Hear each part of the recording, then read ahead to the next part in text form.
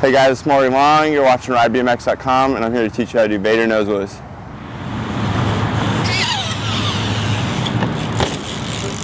Basically, to start them off, you want to be comfortable getting into the nose wheelie position. Not necessarily have to lock in and go really far, but as long as you commit and can lean forward and used to popping forward and putting your weight forward, that's where you start out.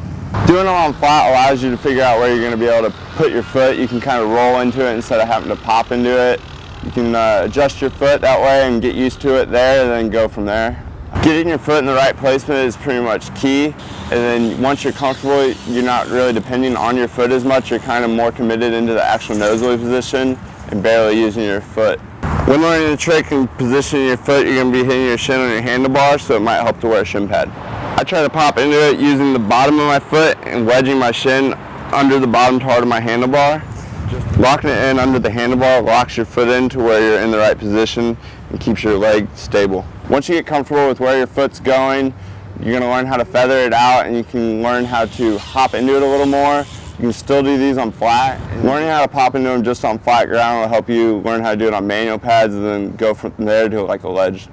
Once you're going for something on top of a ledge or a curb, just like a nose wheel, you're going to have to get a little bit steeper the higher it is. Again, you can use your foot to help it get even a little steeper right when you pop into it. As soon as you're starting to shift your weight forward into that nose wheel position, you start taking your foot off and lock it in on the bottom of your handlebar. Once you play around with the trick enough, you can kind of start figuring out how much pressure you're going to be putting with your foot. If you're hopping up a ledge and you're not leaning forward quite enough, you can put a little more pressure to get you up and going and then feather it out. It's a little scarier getting into this trick going a little bit faster than you would with a regular nose wheelie.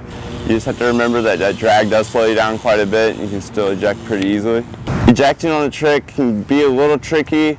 It's similar to a nose wheelie, just throwing the bike through your legs and running out of it. You already do have your one leg off, so you can get tangled up, but once you get comfortable, it's easier to eject than actually a straight nose wheelie. Once you're locked in on the trick, you can look forward pretty well and spot where you're going.